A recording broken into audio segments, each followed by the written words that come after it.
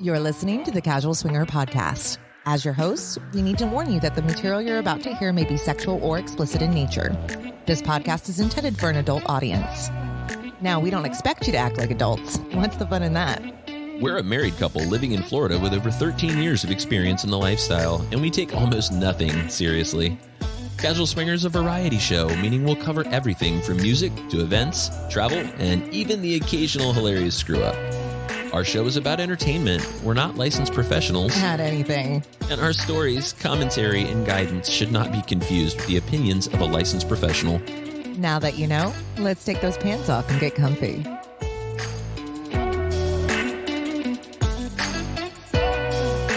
Hello, and welcome back to...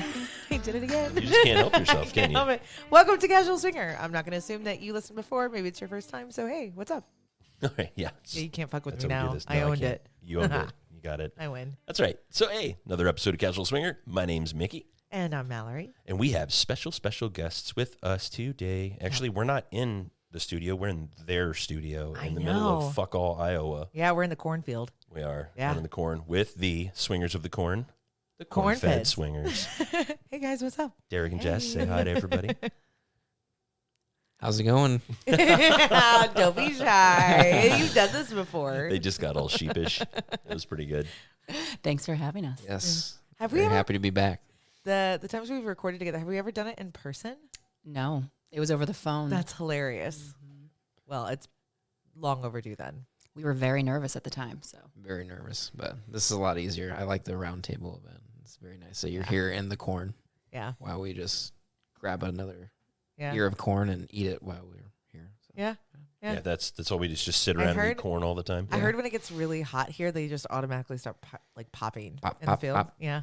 Yeah. Sounds like rifles going off, but it's Yeah. actually Yeah. corn popping Yeah. in the fields. So if you hear the little pop, it's no. don't It's worry not a about it. drive-by. No. Definitely not in Iowa. No. Like there's no Nope. Right. Yeah. It's a drive-by corn thievery.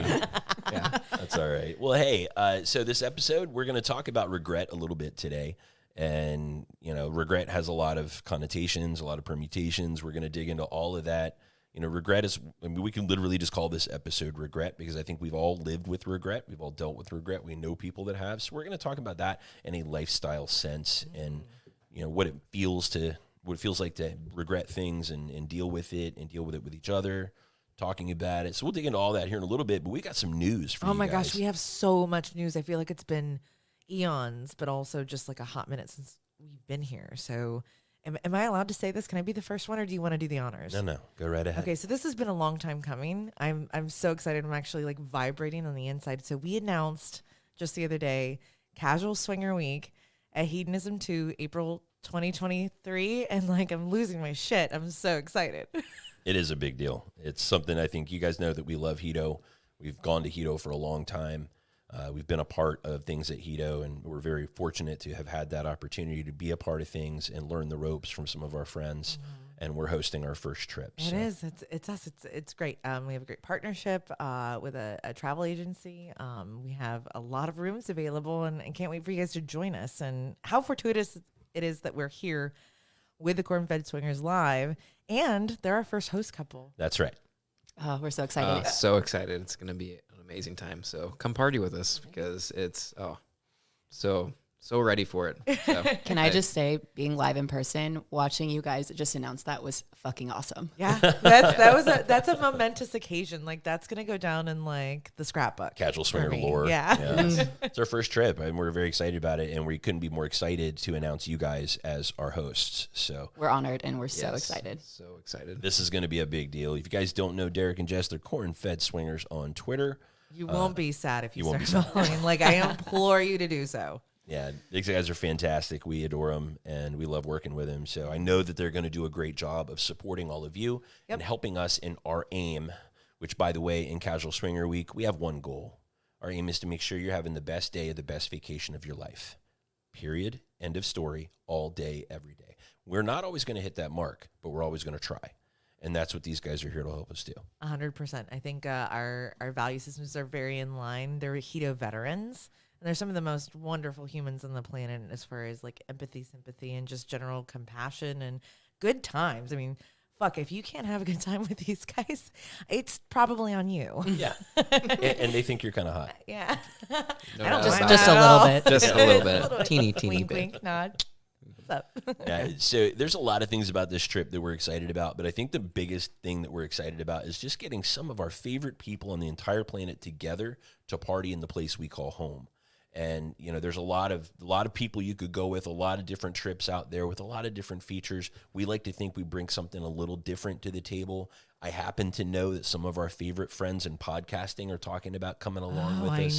So this could be a great opportunity to hang out with your favorite podcasters. How fucking epic is that going to be? Fingers crossed, and just stay tuned for more. Yeah, I'm not going to call anybody out right Nope. now, but that's a great opportunity, and we're partnering with a company called Shameless Care. Ooh, for this trip, which I'm pretty excited about. Yeah, this is something very unique to our lifestyle community space, and I think it's a great opportunity and resource for anyone out there, especially anyone who's apprehensive about leveraging their primary care physician or talking to their doctors about their lifestyle choices, because I know you and I have both had experiences that were very, very negative in that aspect. Absolutely. And it eliminates that. So I'll stop talking and let you explain what it is. No, I think you're doing a great job. I mean, Shameless Care is an opportunity for you to not only get tested regularly at home without a doctor's intervention, without anybody looking down their nose at you, without declaring yourself high risk or non-monogamous or whatever to the family doctor. I know. Offer you counseling. Yeah, well, our health system in Orlando is very religious, and they always hand me a religious survey when I walk in, and they regret it every time. As a matter of fact, the last time I filled it out, they threatened me with putting me in the mental ward. Yeah, that was they were not like, a fun "You need to stop." conversation. Wow. Yeah. Oh, it was great, but I fucked with them relentlessly. They were like, "How's your relationship with God?" I'm like, "Our Lord Satan, he's great." I fucked with them relentlessly. But the gist of it, though, is Shameless Care gives you the ability, and frankly, they give it to you in a way where there's no shame. And I hate to use that, but it's why they call it Shameless Care. Right. No one can look down their nose at you. And it's not just testing, it's also ED. Mm-hmm. So if you wanted to get, some swinger insurance, you could do that through these guys and do it a little cheaper than you could do it through Roman, for Hims, or some of those other guys. Now, the package that we're partnering with these guys on is a pre and post trip testing package. Mm-hmm. And we're going to be offering a special deal for anybody that comes with us and books with us. We're going to give these guys, so when you come and book with us, one of the perks that you get is a Casual Toys gift card to help you buy some goodies for the theme nights at Hedonism. Exactly. Your outfits, or maybe some toys, right? Some staples, like maybe some unique condoms, Uberloop, whatever you might need for the trip. Yep. So that's definitely we're going to help you out with a gift card for that. However, if you book Shameless Care and send us a copy of your receipt, you can redact all the important stuff. Let us know that you've booked Shameless Care and you're coming on our trip. We will double the size of your Casual Toys gift card. Yes, just as a little bonus for being responsible. So something to know, it's not covered by your insurance, so it is an out-of-pocket expense. But, for the cost of discretion and convenience, in my opinion, if it's something that you can afford, absolutely do it. I know we'll be doing it. I just think it's a really cool thing to have, especially if that's something you're concerned about. We always do tell people, and we espouse this all the time, if you're going to play, you should get tested when you play. Yeah. Period. Every time. Why? Because your test is only good until you play. Yeah.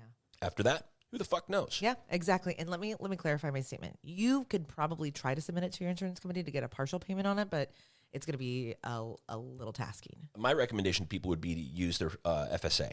Use your flexible spending account, because that makes it a tax write-off. There you go. So if you're going to do something, use your insurance, use your FSA to pay for your testing. And by the way, they have full year plans where they will send you tests that you can do every couple of months. Yeah. If you're an active swinger and you're not a casual swinger, you're an active swinger, you get your ass out there. An aggressive swinger. An aggressive swinger. Prolific swinger. ProlificSwingers.com. Here we go. Anyway, we're going to Hedo. We hope you guys will come with us. This is going to be a great time. It's April 1st through 8th. You can book on casualswinger.com. Look at the top. It says Casual Swingers going to Hedonism II, and I shit you not, we are going to Hedonism II with our friends, Derek and Jess, the CornFed Swingers, as our first host couple. We're very excited. Woot. We have more announcements to make for you as time goes on. Get ready to hear more about it. You'll probably be sick of hearing this shit, but we'll stop bugging you if you book all the rooms, so let us know. Yeah, let's go. Now, where are we going next after we leave Iowa? Oh my gosh, we have a busy-ass summer, so we're heading to Nashville. Yeah. Yeah, Nash Vegas. Twice. Motherfucker. Yeah. We're going twice to Nashville. I know. So we're next going weekend. Yep. So we're going next weekend, and then we're going to be meeting the Joneses. Yeah. Right. That's in And September. then we got a thing group. Yeah, Yeah. in September. So end of September, we'll be up there for a weekend of fun and shenanigans with those guys. Yeah, we're really looking forward to it. We can't thank the Joneses enough for throwing us a little love and letting us jump in with them. Really excited to host with those guys and maybe do a joint session or something with two people that I consider to be royalty in this space. Well, so. and they're just such good humans. Like, if whatever they need, I'm in. And I know it's going to be a good time. Oh, yeah. I just think that they set the tone for all of us. They show us how this shit's supposed to be done. So I'm really looking forward to seeing it firsthand because I know that they're professionals and it's going to be a lot of fun. And the how do you not have fun in crew. Nashville? Yeah, that's true. That's Nashville's true. awesome. So I'm really looking forward to that too. Now, what else do we got going on? Well, obviously we're in Iowa now. We're in Nashville next week. We're in Nashville in September. We will be getting out and about and doing more things. What you guys are going to see because this is episode 21 of season 4, which feels like it's lasted for fucking ever. I know. It's the longest season of our lives. Right. It's the season that never ends, but it does end. The season ends with the next episode, episode 22, that's coming up after this one. And in season 5, our faces are coming out. Yeah, I mean, we peeked. I looked around the door and said, "Hey, what's up?" But we'll have our faces out there. You did that on your OnlyFans page. I did. But yeah, I like that we'll have our faces out there. Yeah. You know what? You guys have been looking at us for over 4 years now. We want to look back at you. Yeah. So I think it's a good time. We're looking forward to it. Anything else we need to tell these guys about? Don't forget to book your trip with us. Yeah, right. Don't forget come party with us. to book. Come party with us. Yeah. If you've ever been thinking about going to Hedo, now's a great time. Oh, it's going to be the best. These guys show you the best time of your life. I'm telling you. And that's from the bottom of my heart. There's no doubt about it. Yeah. Cue the dance scene from Dirty Dancing, and nobody puts baby in a corner. Oh, yeah. Yeah. Well, and we're going to start dropping hints to you guys, too. I'm going to, we'll jump out of here and jump in with regret. But, we're going to drop hints. We're going to let you guys know what kind of shenanigans are coming your way. We're going to tell you what makes this trip special over the next couple of months here on Casual Swinger. But you can also pay attention on Twitter and Instagram and all the other places we exist as we start to roll out some of the secrets that we have coming your way for this event. But the first one right here is letting them know who their hosts are going to be. Now, you want to tell everybody how to find us, and we'll come back and talk about what it means to regret your life? Yeah, hell yes, I do. Yeah, let's go. So we're Casual Swinger everywhere. You can find us at casualswinger.com. You can also message us, podcast at casualswinger.com. And if you'd like to say something nice about us, which is really super cool and makes my day, you can give us a review on iTunes. But if you don't like us, please send, who do we send those to? Black and Kinky? Oh, yeah. Definitely send your complaints to Black and Kinky. Cara I love Bummer. this, guys. I'm just kidding. I'm totally kidding. Send it to Lock and Trace, too. Yeah, Lock could use some of our hate mail. Let's switch it to the Sweet Life. Yeah, Send send it to the Sweet Life Podcast this podcast, week. courtesy of Mallory. We're also on social media. That's Instagram, YouTube, Facebook, and Twitter. Sexy Twitter. Hey. And you can also find us on the dating sites like Why Not Be Bashful. Let's get together, have a drink or something. Hey. That's SLS, Double Date Nation, STC, and Cassidy. I can't do it, guys. You guys have heard me try to do it. It never works out well. But hang in there. We'll be back in just a minute with our friends, the CornFed Swingers, to talk about regret. Who's CornFred? CornFred? CornFred's their neighbor. That's what I thought. Everybody here's first name is Corn. It's just CornFred, Corn Frida, Corn Chips, All I of the can't corn. with you. Go home. Corn Nugget. That's their kids. Corn dog. There we go. We'll be back in just a second. You've been listening to Casual Swinger.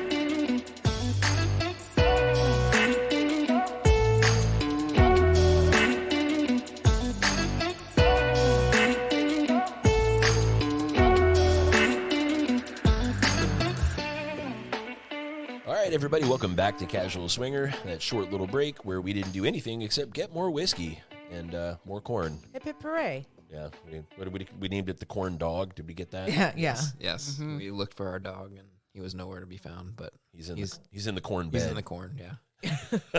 He's with What the do we corn call that? cat. The cornfield. Is that your bedroom? It is, yeah. Well, all right. We're gonna have a conversation about regret. I got here corn today. felt. Okay, you got Yeah. corn felt up. Yes, I did. Ooh. It was great. These jokes are going to be all over this episode, guys, and maybe we'll end up regretting that. I don't know. Oh, that was a good one. Yeah, you like that? Yeah, See, I'm good segue. bringing in the segues. But so let's talk a little bit about just the concept of regret. Yeah, this is going to be a good conversation because it kind of has. There's two categories of regret. You have hindsight and what's the other one? Well, you have regret things you've done and regret things you haven't done. Yeah. And so when I was a DJ in college, there was a Butthole Surfer song, I think is what it was. Wow, And that's not where I thought that was going, but I'm glad. I did say butthole. I know. We say butthole a lot on the show, but we usually, no. It was Butthole Surfer song. But anyway, in the intro to the song, a child says, "Daddy, is it better to regret?" Or no, he asked him, he says, "What does regret mean?" That's what he says. He says, "Daddy, what does regret mean?" And he says, "Well, the funny thing about regret, son, is that it's better to regret something you did do than to regret something you didn't do." So you're telling me these words of wisdom came from the Butthole They did. Surfers? Okay. That's right. I'm still Your here. dime's worth of wisdom came courtesy of the Butthole Surfers. No. Good to know. But for us in the lifestyle, and I'm going to get some other people to talk because I know you guys are getting sick of my fucking voice now. Do you guys think that it's better in the lifestyle to regret what we've done and rather than what we haven't done? And why? Do you guys have any examples? Yeah, this is a tough one. It is really tough. And in the context of the lifestyle, I was thinking about this today, knowing this conversation was happening, and that in normal life, I would say that regretting something that you didn't do is worse than having regret after something you do, if that made sense. But in the lifestyle, is it different? Because, you know, safety could be involved, or something that's could be traumatic or detrimental to your relationship or what have you. Well, let's get on that rabbit hole for a minute because Yeah, we talked about interesting. Shameless Care in the lead-in. From a safety perspective, do we often find ourselves in the lifestyle regretting things that came back to bite us? Is that the reason we regret it? Right? So, for example, from a safety perspective, let's say that you decided to play without protection. Okay. And an easy identification of regret there would be that you turned up pregnant or caught an STI. Maybe, you know, God willing, it's something that Ajax washes off. But, I mean, that's instant karma. That's instant regret. You go home, it burns when I pee. This was a stupid idea.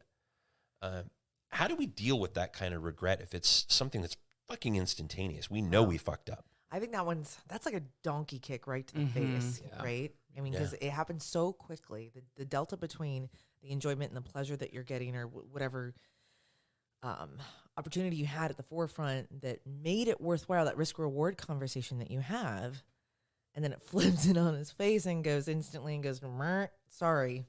Yeah. Yeah. Well, dopamine and serotonin are assholes because You think so? I love them so much. but once they start talking, your brain checks out. They're drugs. That's effectively what they are. They convince you that Well, I feeling wouldn't call them good. drugs. I would is- call them chemicals. Well, what else are drugs? I mean, if we Yeah. reach out to Sex But on the these are- Fringe, they're going yeah. to tell us that chemicals are amazing. Let's have this conversation with them. Like, put a pin in that. Oh, like I'll Which- remember. I have 6 concussions. 8, but that's okay. Cool. See, guys? No. I think that when it comes to something that feels good and it excites you, it's easy to tell that little voice in the back of your head or the devil or the angel on your shoulder, sit down and shut the fuck up. It'll be okay. And then almost immediately, when we do something like that, regret sets in. Even before something bad happens. Oh yeah, the guilt, like that intermediary guilt space. Yeah. Or the fear of, what the fuck did I just do? What have I done? Did I fuck up my marriage? Did I potentially hurt the person I love? Did this hurt me so now I can maybe not be in the lifestyle the way I used to be because I went ahead and threw caution to the wind? That is probably, in my opinion, the most common example of regret, where we've done something that has put us in a position where we may have a problem. And that regret stems from something we talk about all the time in Casual Swinger, fear. We're afraid what we did will come back to bite us. So we start regretting it. How do we keep that from happening? I mean, I don't know. You could live in a hole and never take a chance. I mean, you guys call me my bullshit. I think that's something that pretty much everyone can relate to. Regret, not only because you face the consequence, but that space in between. I did this thing that's out of norm or out of character, but I was inspired by the risk reward, equation I did. But now that it's happened, even though I haven't faced any consequences, now I cannot help but think and churn and chew over all the potential negative outcomes that could possibly happen because of the choices I made. Yep. Have you guys experienced that? Like in the lifestyle specifically? I know, I think as humanity goes, I think we can all point at that. But in the lifestyle, does that relate to you to any degree? We've definitely had some times in which we look back and we say, you know, we regret this, but at the same time, we don't necessarily regret it, because then now we know for the future that, okay, this is something that we didn't want to do or that we wish wouldn't have happened. So now we know how to kind of avoid it in the future. So I feel like there's always a learning opportunity. I love that you said that, because I had a conversation with someone recently when we were down in New Orleans, that when as hard as it is, especially as a couple, you experience some trials and tribulations and strife in the lifestyle, because, you know, it's normal, right? But it's can be very difficult in the moment. It's also an opportunity to learn something and grow from it, you know, because we have the general rule between the two of us: there's no deal breakers, you know. So we give ourselves that security to know no matter what happens, we're going to get through it together. So no matter what, that's still the deal we have together. Yep. And no matter how bad that situation could be in the moment, we're going to look at it and go, okay, we got fucked. It got jacked. We messed up. And it's happened. It has definitely happened 100%. And we haven't made the same mistake twice. No. I will go out, as far as I know, in the lifestyle, we haven't really made the same mistake. No, I never slam my dick in the same door twice. It's Same. Yeah, I always Same. try I to. also, yeah, please. Yeah, I can't say my labias, but I mean, I get what you're saying. Well, so you said something, Jess, that I think is really powerful and really points at something important. So when we have things that happen to us that we find regretful or regrettable, and again, sometimes it's instant karma, and sometimes we grow to regret it because of maybe how we made someone feel, or someone we ignored, or someone that we didn't spend time with and we wish we had. They all become learning opportunities to alter your behavior in the future to prevent from having to feel that way. See, life is a teacher, but How do it's you learn also from it? a despicable bitch, right? So that's really what we have to Why it's reconcile. got to be a she? Maybe he's a bitch. Could be. Okay, thank you. Sure. All right, equal opportunity. I'm just saying. Yeah. So for me, I think when I really sit down and evaluate regret and think about the mistakes I've made that I regret, they're very seldom are they instant karma kind of things. They're more about how maybe I made somebody feel with something I said. That's usually what it is for me, because I get a big mouth. Yep. But it's also maybe the road I didn't take.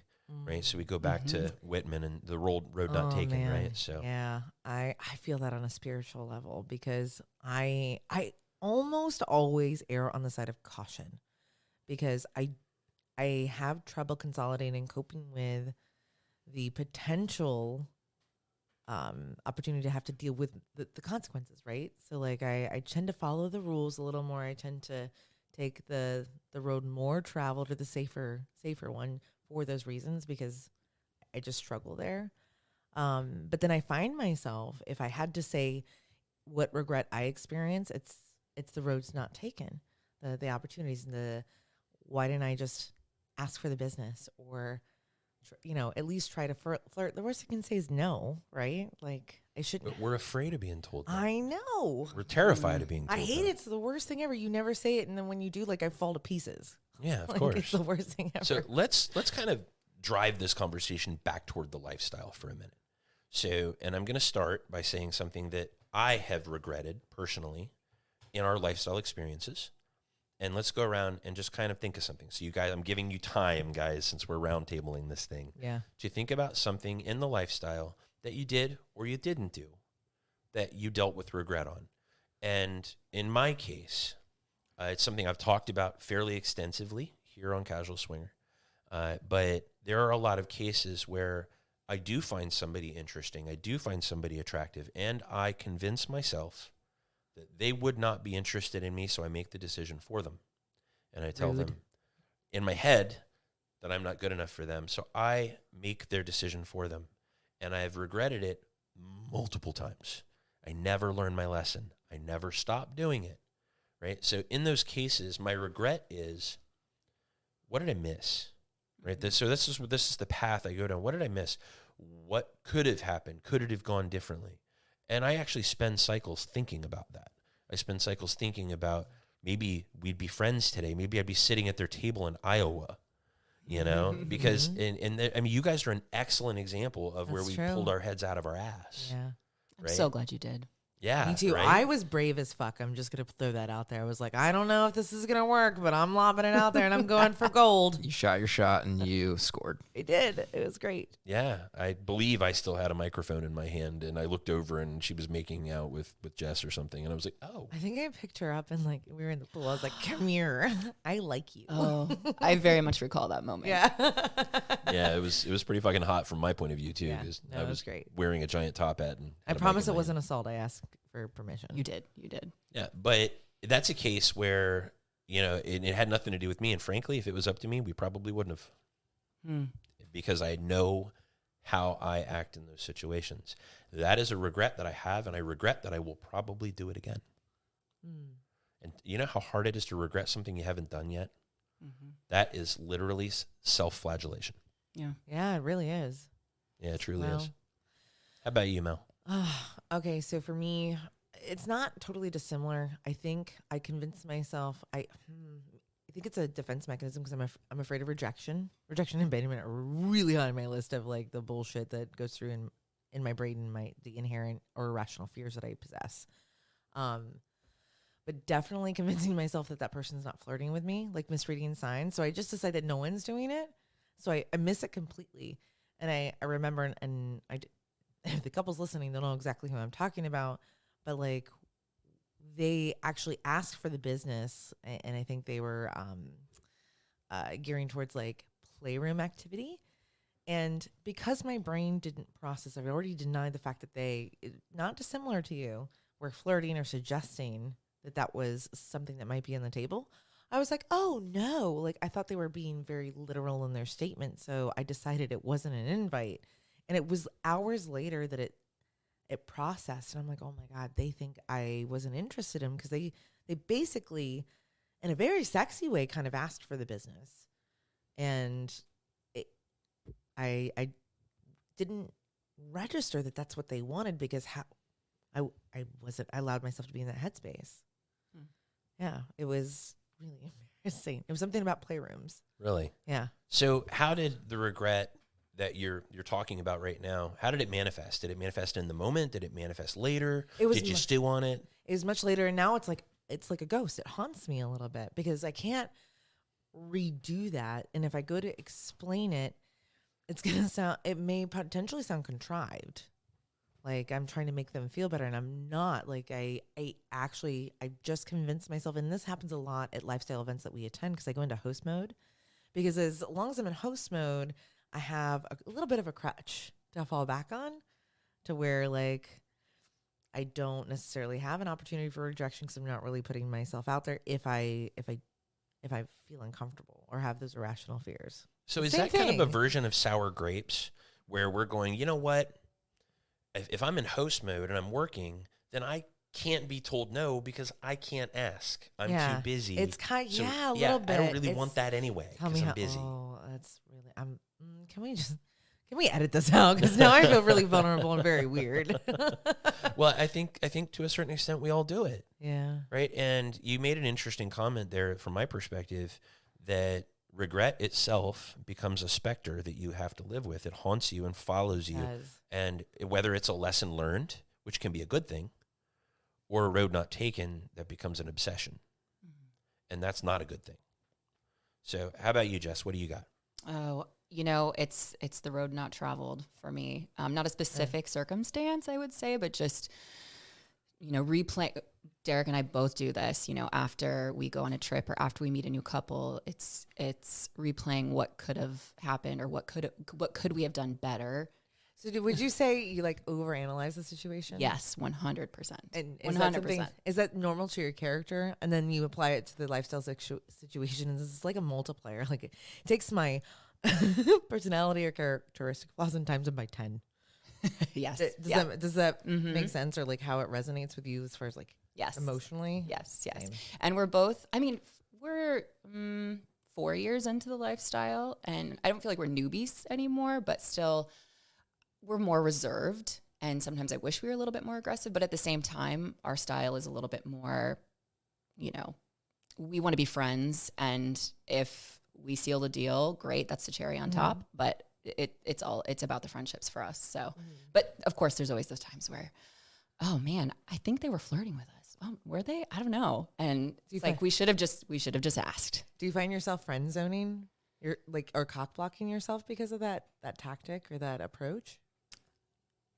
No, actually, not really. Okay. No, hot people don't have to do that, honey. Oh my gosh.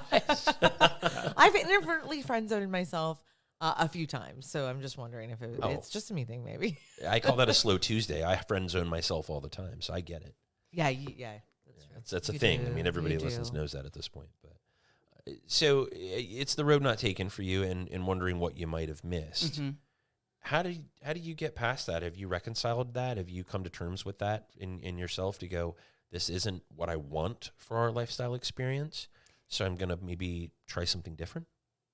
I just go back to the learning, and then when we are in a situation again and realize that we're kind of repeating something that's already happened, that, we recognize that and kind of bring it to our awareness and try and make a move in our kind of shy,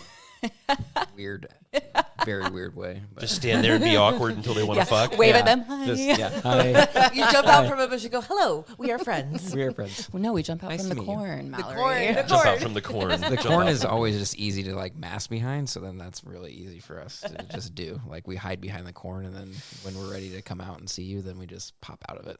Right. I see what you did there. You popped out of the corn. Yeah. Nice job, Malachi. No, my grandmother used to say that the challenge of youth is that it's wasted on the young, and that by the time you figure life out, you're too old to do anything about it. So having conversations like this and listening to conversations like this, like people are doing right now, are kind of pivotal and key to overcoming that thing that my grandmother regretted on her deathbed, which is that if she knew everything that she knew then, when she was younger, life would have turned out so differently. And it was one statement of regret, that if I had only known, I wouldn't have done it the way I did it. But I asked her before she died, I said, what about me? Would you have done anything differently? Because she saved my life. She took me in, and she said, I wouldn't change a thing. True story. Wow. Yeah. Even the parts that hurt. So when I hear things like that and I think about things like that, I think that we carry regrets for people sometimes. I always thought she gave up her golden years for me, that she gave up the years where she was supposed to be calm and resting and happy and going traveling and doing things. She gave up all that to raise me, and I was a nightmare, right? Yeah, so I was hate to awful. say it. I heard stories. I was awful. You were a handful. Oh, yeah. And she gave up all that and didn't regret a bit of it. And if she did, she wouldn't tell me. True. So that's not a lifestyle thing, but you know what? Our life is the lifestyle. We talked about that on Twitter when we launched our Hedo trip. But this is who we are. So the failures that we have, and when we have conversations with the people we love and respect, sometimes we can apply those things to the lifestyle. And that's kind of what I turned around and said, is I don't want to carry regrets. I want to be like her. I want to say I'll never regret a thing because I learned from it. What about you, Derek? Is there some aspect of the lifestyle for you where you've dealt with regret or carrying something that you wish you had done differently? Yeah, for me, it's usually after an event or something, I always think about how I could have made it better for the person I'm with, for Jess, for everyone involved. I always just compartmentalize everything in my brain. So I'll lay down at night and I'll still be off that high that we all get right after being with somebody else, in plain situations. And for me, it's just, I always think about what could I have done better. But I've learned to deal with that a little bit better. And that's just over the years of continuing being in the lifestyle and communication and everything. I was just going to say communication. Communication. It all comes back to communication.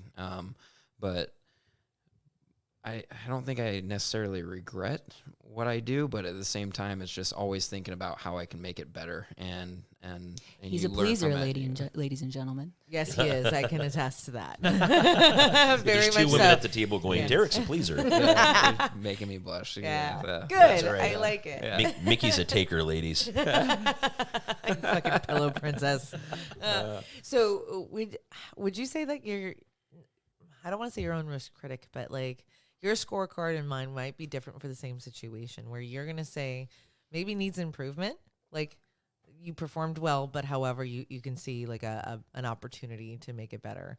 Or maybe on the other side of the fence, they're like, that was fucking phenomenal. So maybe you're not giving yourself credit and deciding those things for them, kind of like Mickey does, and to some degree. Yes, always just your worst critic. I mean, that's what it comes down to. Does that take away some of the glow and the pleasure of the experience, like the after effects for you? Because you're like running down the scorecard and taking in the bullet points for where you need to do better? Because it seems like I think in the moment, yeah. I mean, we talked about it, being in the moment, no. But I in certain situations, maybe, because you're just, because you want to just please them so much. Mm-hmm. It's just more thinking about what they're thinking, and that's kind of what runs through my mind all the time is did they like me? Did they, what could I do in the future? And then, if they let you fuck them, I'm pretty sure they like you. Truth. I already told you how to do this. I already told you. Just look at her ankles. Her ankles will tell you everything, Derek. Ankles, that's right. That's right. You can Thank tell you for the everything tip. about what a woman thinks of you by her ankles. It's the ankle Ankles. ear theory. Yes. That's If her right. ankles are Yes. your ears, she likes you. Yeah, if her You're ankles doing are on your great. shoulders, you're good. Done. I love that. That's words of wisdom. You're welcome. Enjoy the fortune cookie. Yes. That's right. You ought to see these fortune cookies. They're great. All right, so I want to talk about another facet of regret, and I think it's probably the base function of regret. And what stems from it is apology. When you really regret something, you end up, at least on some level, apologizing for it. But why is it so fucking hard to say I'm sorry and mean it? Because when you actually apologize and you mean it, you're not going to do it again. You understand what you did wrong. And a lot of times, what we actually regret is that we hurt somebody, that somebody's mad at us. We don't necessarily regret what we did because we don't understand it. We don't understand why it hurt. We don't agree with them why they're upset. What we regret is that we're dealing with their bullshit in this moment, right? Well, it's a peripheral or ancillary response to whatever that risk-reward conversation was. I still got the positive outcome, but peripherally on the sidelines, these were the other consequences that we didn't maybe account for, which happens all the fucking time in life. Right, and sometimes you don't know you fucked up till your wife throws a coffee cup at your head. I think I'm going to call you out for 1 second because there's times real life shit, lifestyle and regular everyday vanilla life, that you'll say something and then there's that condescending like, oh, sorry. I'm like, you know what? No, fuck that. You don't get to use that word unless you actually mean it. 'Cause sorry means I'm not going to do it again. So if you're going to do it again, you should probably just shut up and walk away because I will hold you to. I take apologies very seriously. Yeah, I just shut up and walk away all the time now. Nope, fuck it. Still going to do it. True. No. So as Midwesterners, that's our second language is to say sorry. Like that's literally, it's open the door and sorry, you go first. No, sorry, you go Top first. 10 No, sorry. in our words. Oh, Is 100%. sorry. It's like Yeah. punctuation. Yes, it is. It's you guys and Canadians. They just say sorry. Sorry. Yeah, I think they spell it a little different. All right, so let's dig in on that a little bit. Do you apologize when you have nothing to regret? And why? Like what's where does that come from? That's a loaded question, motherfucker. You're trying to get people like in trouble tonight. It's an I'm sorry for the way I made you feel. Help me understand, exactly. Which is way better than wink, wink, nod, point at this guy. I'm sorry you feel that way. Oh, I'm famous for that one. I'm sorry. What? Yeah. Let's put it this way, folks. my words have gotten me into a lot of amazing things. Wait, yes. But they've also gotten me into a lot of bad things. Way more than your dick ever has. Like, I promise you. And I your can't words, always dig myself out always. as fast as I dig myself in. Correct. It does not always work that way. I do love you dearly, though. I I'm hope really you know glad for that fact, because masturbation is not as much fun without you around. Fair enough. Yeah. I don't know if it's still masturbating, but yeah. Anyway, so from a regret perspective, apologies are usually where that comes from. Like, I really regret that you feel the way you do. I regret that you misunderstood me and you're angry at me. What? Did I do it again? Yes. Oh, my bad. But, You just can't help it. Oh, help me. No, I was just fucking with you. But the thing of it is, I actually regret that I harmed you. I regret that I caused you pain. How do we explain that in such a way, in the lifestyle in particular? Because it could be something so simple. And kind of what has my gears turning on this is we were part of a really unfortunate situation in New Orleans with a person that had a very bad situation. And we're not going to go into it. We're not going to talk about all that. But I had mountains of regret coming out of that situation for 100 different reasons that I still have. And I can't fix it. I regret that. I couldn't do what I said I could do. I regret that. There's a lot of aspects to it. I don't have anything to apologize for, but I still have regret, and I still feel sorry. Okay, I'm going to socialize this, and I just want to get your opinions. There's another part of regret that happens, and I think it does relate to the lifestyle to some degree, because we've all had missteps at some point. It's just a matter of time if you and your significant other are encroaching in the lifestyle and having experiences that you're going to trip. It's just an inevitable, right? We're all fucking human. I feel like there is this gray area or blurred or dotted line from guilt and regret. And they can either be interpreted together or misinterpreted as one or the other. Like, I feel bad that was the outcome. So does it make me regret it? Like, that's part of the potential equation in there. And I think for me, the guilt of, like, if I did something and it was kosher, like it's all within the parameters and boundaries, but however, there was this unexpected factor and by proxy it hurt you, but it was never my intent to do so. The first reaction I would have is guilt. Mm-hmm. And then I consolidate that to regret. That's the next progression of those emotions. Call me my bullshit. No, yeah, you're basically saying, how do you get to regret? So yeah, the circle of guilt, and then what comes in between possibly too, right. Of, what other emotions are you going through? So that's other thing that you're basically saying is what other emotions go on the way, to regret. Exactly. Yeah. Are they part of the pathway or a result of, are we confusing them together? Because when you have guilt, you're also taking accountability for something you did or didn't do. I think of guilt as me harming somebody else, and regret as me doing something that I could have done better or wish I would have done or wish I wouldn't have done, but didn't necessarily affect another person. Yeah, because regret is basically internal, and guilt is hurting somebody else, is basically what you're saying. I mean, kind of, I guess. Just if I feel guilty, that means that, I guess I could have been hurting myself too, but just when you brought those two words out together, that's kind of instantly what I thought of. Mm-hmm. Guilt is, feeling horrible for doing something to somebody else, whereas regret is, I could have done X or shouldn't have done X. Mm-hmm. And the thing of it is, you don't have your mom or your grandmother or your father or anyone to look at you and tell you that you did it wrong. All you have is that internal guide that says, probably could have done that better.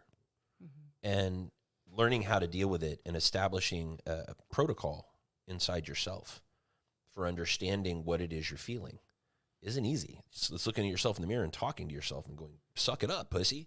Get it together. Move on. Why is it always got to be a fucking pussy?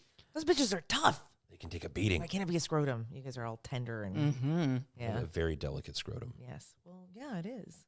Suck it up, you fucking ball sack. That sounds way cooler. It does. It sounds way better. We meant to change the title of the episode. Suck it up, ball sack. No. So let's just kind of, we'll put a cap on this thing here with this next pass through the table. In regards to lifestyle situations, let's put one thing out there each. How do we avoid regret?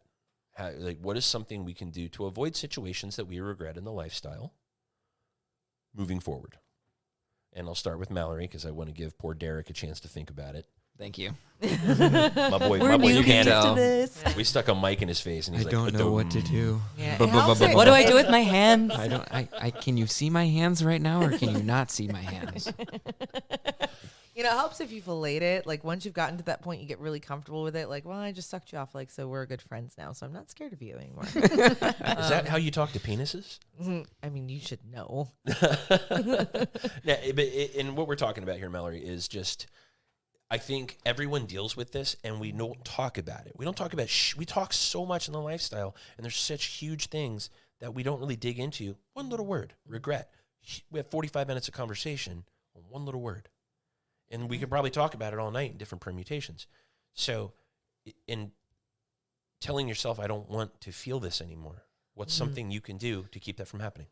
So very personal to me, the situation that I gave you as an example is to be more present and not use that hosting mechanism as a crutch and a mask to allow things to happen. Be okay saying no or no thank you, because that is one of the reasons that crutch kind of helps sometimes, or believing that that's something they're really doing, paying attention, more attention to the signs and signals from, other people that are maybe flirting with me, and there's an opportunity to have a great experience with them.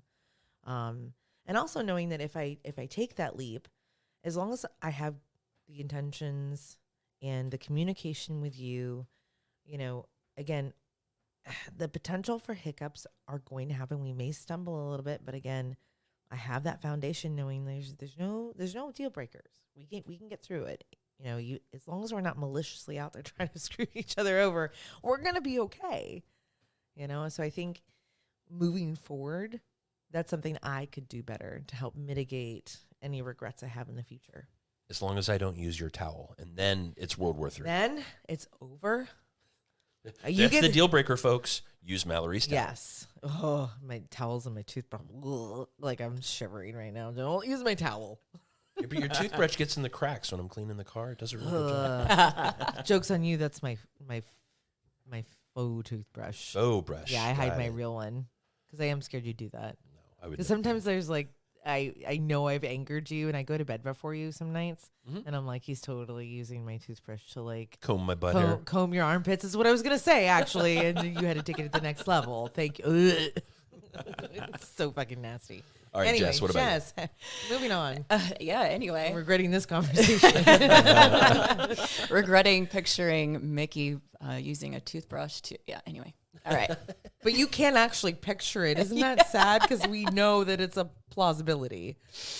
Out of the mind.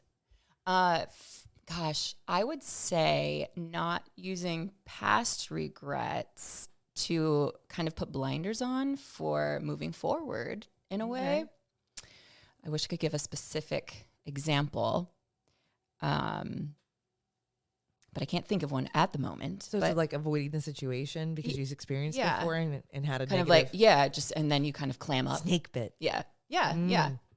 And also, you kind of alluded to it, communication. So I have an awesome teammate, and just communicating, like we said we do, what could we have done better?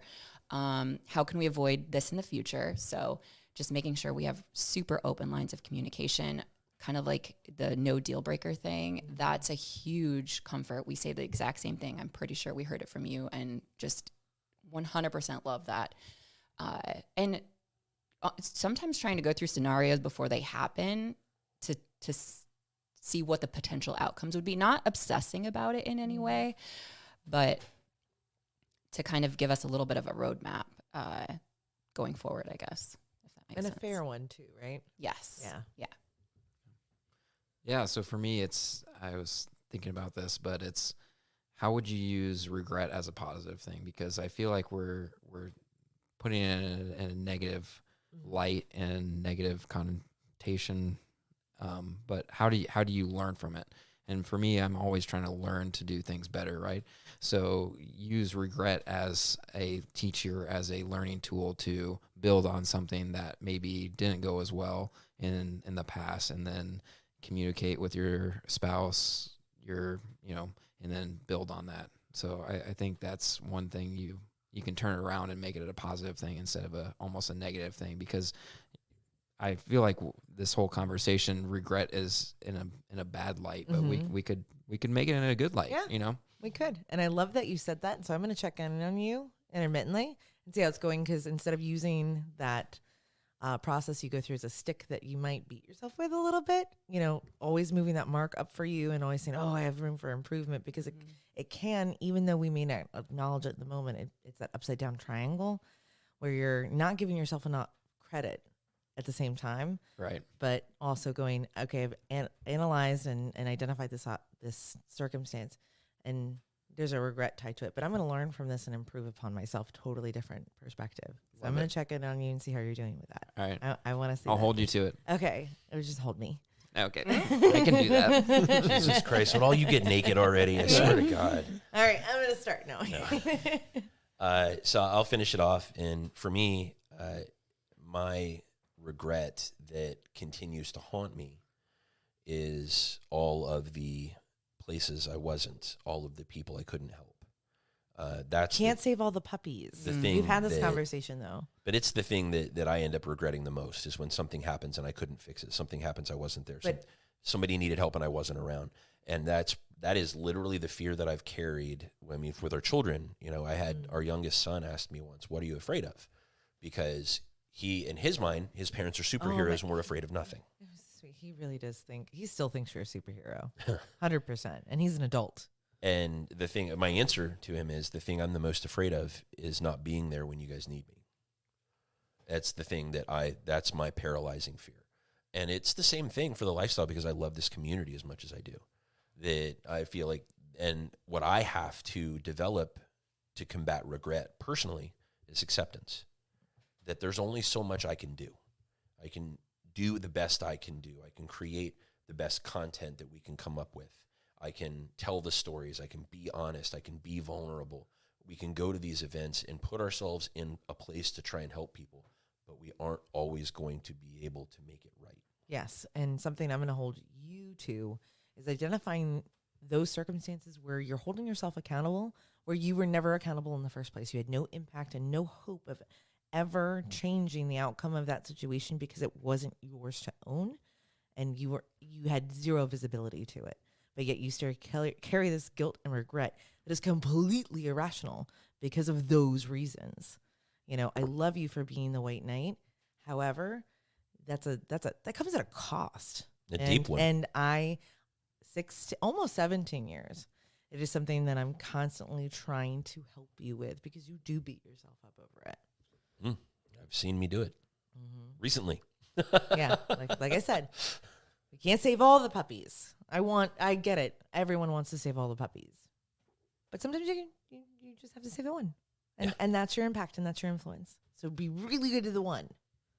Make that one your number one and your only one. Yeah. So before we go, you just reminded me of a story by a crazy fucker. His name was Loren Isley. And Loren Isley, he actually believed that humans evolved from catfish, so he is crazy as fuck. But he actually wrote a short story that was absolutely impactful for me, and it was The Old Man in the Sea. And if you've ever read the story, it's an old man. He walks down to the beach, and there's a young boy. It was just following a thunderstorm. There's a young boy furiously hurling starfish into the ocean as hard and as fast as he can. He's picking them up, throwing them in the ocean, picking them up, throwing them in the ocean. Looking left or right on the beach, he saw that there were millions of starfish on that beach. And he looked at the boy and he said, "Why are you wasting your time? Nothing you do is going to make an impact here. Look at all of these starfish on the beach." The little boy looked down in his hand and he looked at the starfish in his hand, and he hurled it into the water, and he turned around to the old man and he said, "It mattered to that one." So that's it. We're going to be back in a couple of minutes. Hey, we're here for good times and sexy stories, everybody.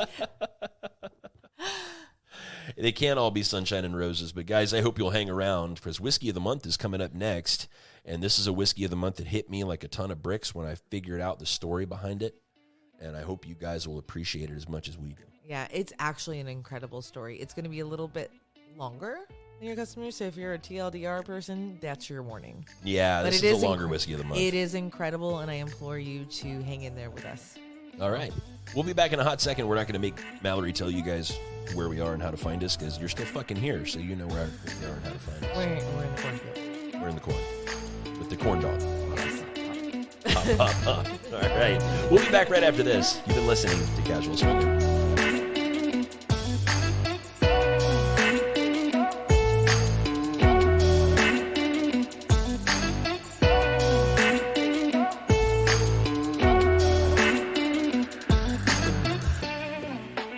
Welcome back? Question mark? To Casual Swinger. I'm Mallory. Was that like this grand exclamation? can't- I'm Mallory? Fucking 4 years we've been doing this, and I was like, do I say back or not? Do I do it? I'm just going to do it. Assume they're back. Yeah, no regrets. No regrets. This is Mickey, by the way. Hi, honey. Hi. So, Whiskey of the Month time. I know we're coming in at the end of the month with this. There's a good reason for it. We wanted to talk to you guys from the great state of Iowa with our hosts for the Casual Swinger trip coming up in April First 2023. inaugural, yes. First one ever. Really excited about that. But also, we've got a It's story to amazing. tell you. See what I did there? M-A-I-Z-E. No? All right. It's okay. You guys, it's so hard to tell a story with you ass clowns around. You're welcome. We weren't going to comment, but you looked at me, so I had to. Yeah. All right, so before we get started with Whiskey of the Month, we're going to go with our old faithful Starry. What time is it? Candy is dandy, but whiskey makes you frisky. That's right. It's time for Whiskey of the Month. And this month's Whiskey of the Month is going to be a little bit different. As you know, the story of the whiskey we choose is as much the attraction here on Casual Swinger as the whiskey itself. And this month's selection is about so much more than whiskey. It's a story of the first known African-American master distiller. A story about much more than a man. It's a story of honor, respect, and an unlikely friendship that could be the greatest American story you've never heard. It's a story about a legend from the woods of Tennessee that changed the world and never got the respect he earned until more than 100 years after his own death. It's sincerely incredible. So the story of Nathan Nearest Green is one of the most remarkable yet forgotten stories of our lifetime. Uncle Nearest, as his family and friends in his hometown of Lynchburg, Tennessee called him, was the first known African-American master distiller. Born in Maryland around 1820, we don't know if he was born into slavery or later became a slave, but what we do know is sometime around the mid-1800s, he was rented to and began working on the farm of a country preacher and distiller in Lincoln County named Dan Call. Nearest was a skilled distiller specializing in the process that gave his whiskey a unique smoothness known as sugar maple charcoal filtering, which is a mouthful. Today it's called the Lincoln County process. It is believed by many whiskey and food historians to have brought in by slaves who were already using charcoal to filter their water and purify their foods in West Africa. Nearest was such a skilled distiller, and his sugar maple charcoal filtered whiskey was the best in his area. In the mid-1850s, a young white boy came to work at the farm where Nearest operated as their master distiller. The young boy was the 10th child in his family and lost his mother to sudden illness at the age of 4 months, so it wasn't surprising at all that he began looking for things to do away from his family home. He worked as a chore boy for the preacher, milking cows, feeding slop to the pigs, getting water from the spring house, and all the other things farm hands do. He wasn't a privileged boy, he was a worker, just like Nearest.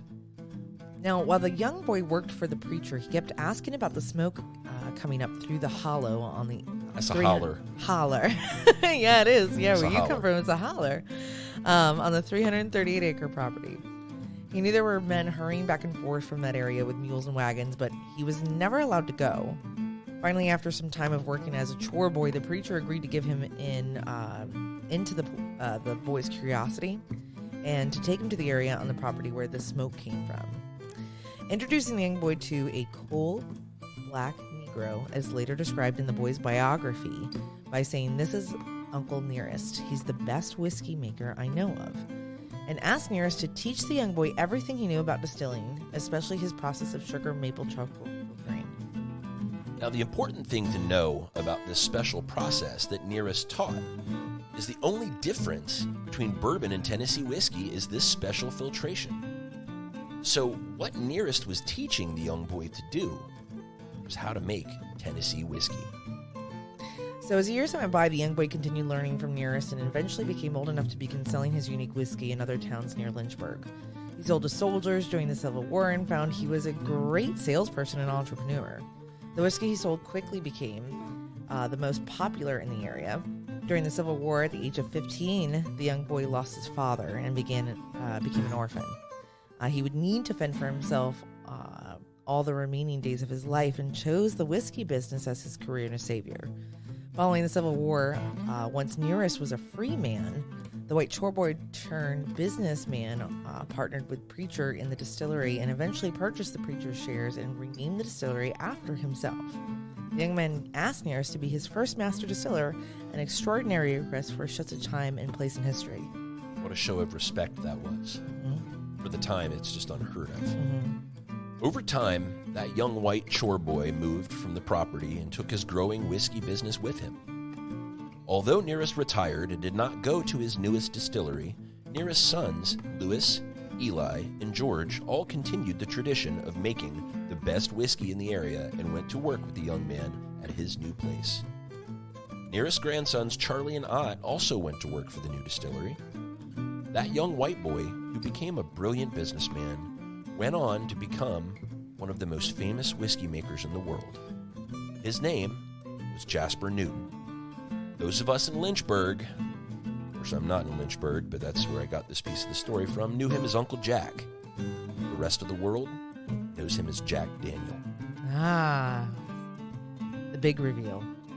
What's really incredible is it wasn't until 2019, so think about that. Think about the hundreds of years that have passed at this point, that Nearest Green was actually recognized by Brown-Forman, the parent company of Jack Daniel's, as their first master distiller, replacing Jack Daniel himself. That might never have happened if not for the efforts of an entrepreneur and author, Fawn Weaver, who became obsessed with this story and learning about the truth behind the legend of this Tennessee whiskey. She actually moved from California to Lynchburg, Tennessee, and tracked down local historians, descendants, and documents to fully understand the impossibly deep impact of this master of his craft. To further celebrate his contributions, Weaver started Uncle Nearest and started producing a sourced whiskey that won over 21 awards in its early years, including the coveted double gold from San Francisco Spirits Competition. As further homage to his contributions, every barrel of Uncle Nearest 1884 is hand-selected by a descendant of Nearest Green, and each bottle features the signature of that descendant who chose the barrel. Today, on their 353-acre property, they house a distillery, a rickhouse, and sprawling homage to the Nearest Green family and descendants that have created these amazing whiskeys. It's home to the fastest-growing whiskey brand in America, the only black-owned and black-led whiskey brand in America, and the first black woman to be named master distiller for any distiller in this country. The first known African-American master distiller story, the story of Nearest Green, was nearly lost in time for quite some time. But now that we know of this remarkable true story, we can share it and ensure that the credit to long overdue Uncle Nearest is told for generations to come. Casual Swingers salutes Fawn Weaver and Uncle Nearest Whiskey by naming the 1884 blend our Whiskey of the Month for July 22, and it is long, long overdue. Fucking cheers to that. Yeah. Raise your glass. Let's raise our glasses and talk about the notes, the palate, the finish of this whiskey. It's actually really, really well done. It is. I mean, and I say actually, that sounds condescending. It's fantastic. Yeah, and it's no longer a sourced whiskey. No. So Uncle Nearest today is made from their own distillate that comes from their own corn that they grow on that 353-acre property in Shelbyville, Tennessee. Yep. So touching on this, so for the connoisseurs that are looking to figure out the profiles and see if it matches with your palate, on the nose it's got a melted caramel, French vanilla ice cream, mixed berries, and light oak, not the deep charred oak on the nose. Right. And when we talk about nose, that means that's what you get when you breathe in that whiskey for the first time from your glass. Now, the palate is what happens when it first hits your tongue. That's going to be light brown sugar, a little amaretto, some walnut, little cinnamon, coriander, and kind of a medium to thick mouthfeel for such a light and airy bourbon. It's actually quite a thick mouthfeel. And I love them thick. I know you do. I couldn't help it. It was right there for the taking. I had to, whether I meant it or not. The finish, which is actually my favorite part of tasting whiskey. I know that we must sound like very pompous assholes right now, but the finish is where it really rides or dies for me. This one has oak tannins, leather spice, and simple and short with like a lingering heat. So what that means is that there's a savory connotation. It's a little masculine actually in its after flavor, the finish of it, the back of the mouth feel. But it's not overpowering by the heat of it all. There you go. So the short version is it's a light-bodied whiskey. It's excellent for sipping or mixing into your favorite cocktails. And the story is one that America never should have forgotten. And we're really proud to be able to tell that story here on this show. And we think you should give it a shot. It's $49.99 at retail. You can find it in most of the retailers around the country if you can find it. I'll tell you, of the whiskeys we've selected for you, this one is not necessarily easy to find, but you can find it on Drizzly. Yep, that's true. And Total Wine. Yep, I think it's starting to grow in popularity. I think the story's starting to proliferate, which makes it obviously more interesting to not only the education and the mind frame, but once they realize how good it is, I mean, good news travels fast too. Yeah. So the 1884 expression, which is the least expensive expression, is named that because that's the last year of the last barrel of bourbon that Uncle Nearest himself distilled. So 1884 is a celebration of his last barrel. Now, you can also get 1820. 1820 is their small batch version. It's a little more expensive. It's not our whiskey of the month because it's over $50. But if you go that route, it's celebrating the year of his birth. And of course, we don't know exactly when he was born since he was a slave. There weren't records kept of that information.